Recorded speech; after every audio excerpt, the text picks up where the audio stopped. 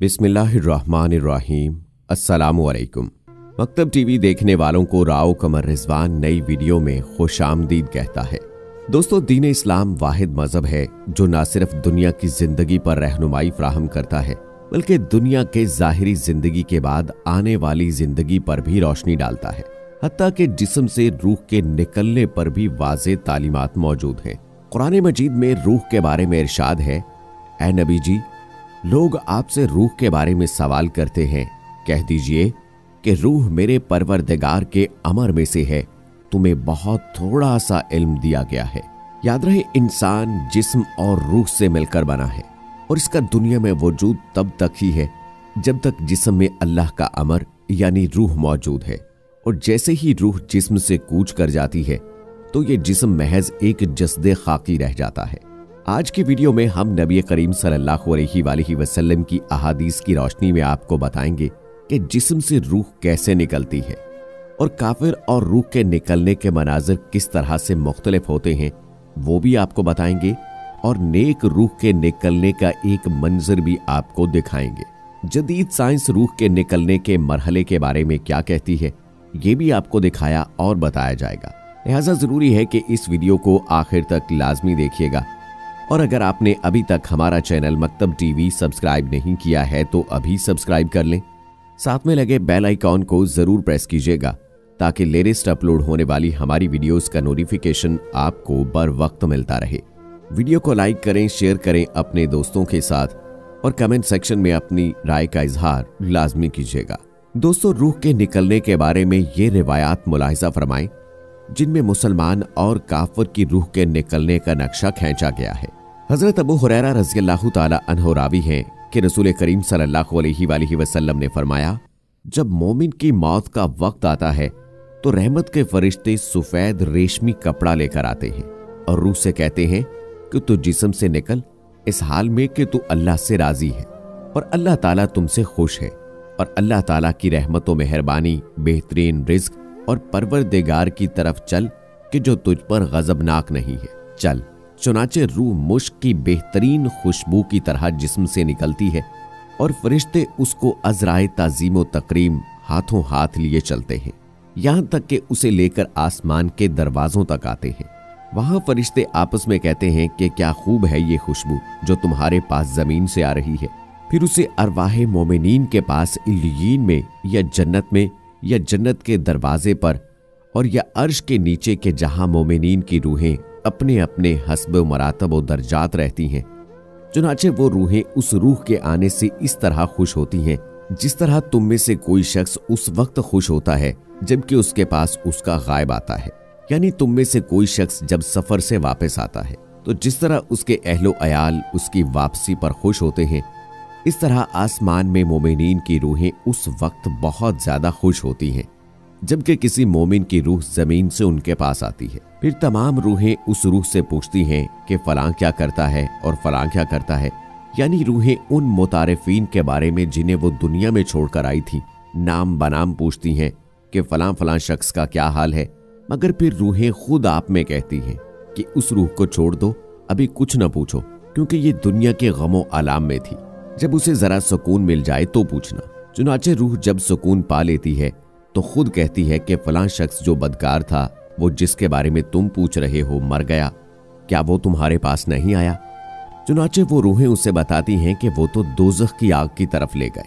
और जब काफिर की मौत का वक्त आता है तो अजाब के फरिश्ते उसके पास टाट का फर्श लेकर आते हैं और उसकी रूह से कहते हैं कि ए रूह, काफिर के जिस्म से मुर्दार की बुदबू की तरह निकलती है। फिर फरिश्ते उसे आसमान के दरवाजों की तरफ लाते हैं।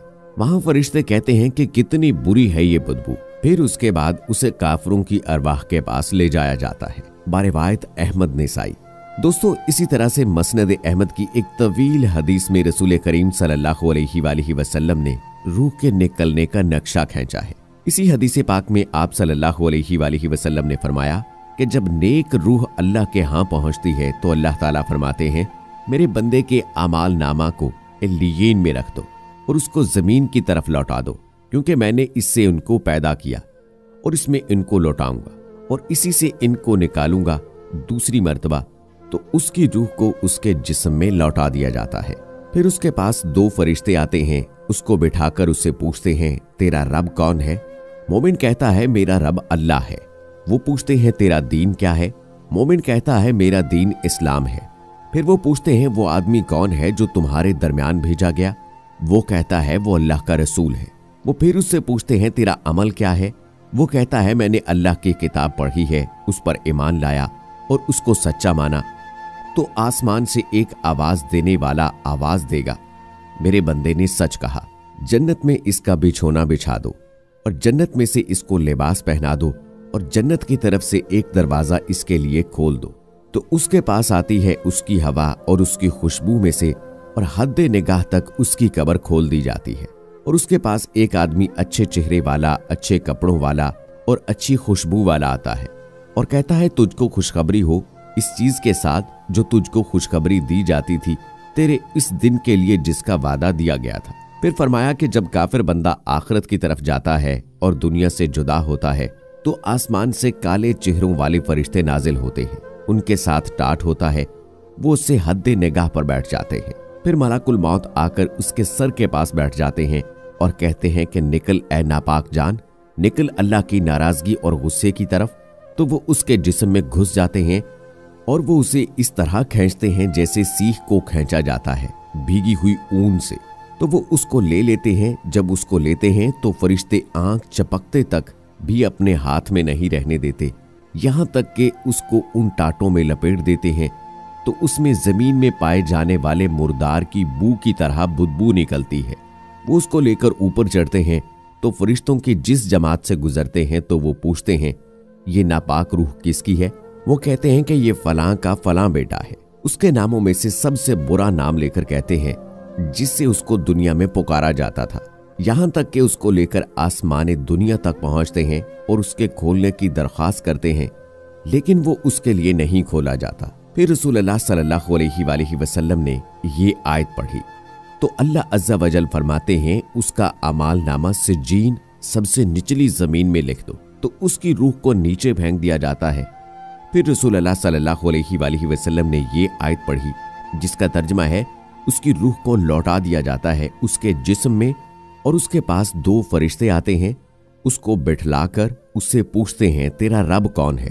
तो कहता है हाय हाय। फिर वो उससे पूछते हैं तेरा दीन क्या है। तो वो कहता है हाय हाय मैं नहीं जानता। फिर वो उससे पूछते हैं इस आदमी के बारे में तू क्या जानता है जो तुम्हारे दरमियान भेजा गया। वो कहता है हाय हाय मैं नहीं जानता। फिर एक आवाज देने वाला आसमान से आवाज देता है कि मेरे बंदे ने झूठ कहा, इसको बिछोना आग में बिछा दो और इसके लिए दोजख में से एक दरवाजा खोल दिया जाता है। बस उसके पास जहन्नम की सख्त गर्म हवा आती रहती है और उस पर कब्र तंग कर दी जाती है। दोस्तों ये था वो नक्शा रूह निकलने का जो नबी करीम सल्लल्लाहु अलैहि वसल्लम ने खींचा।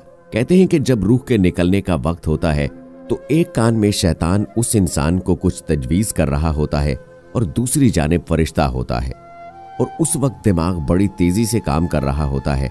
अगर तो मरने वाला नेक हो तो उसका दिमाग उसको कलमा शहादत पढ़ने का सिग्नल देता है और बदकार इंसान कलमा नहीं पढ़ पाता और कुछ और कलमात कहने की कोशिश करता है।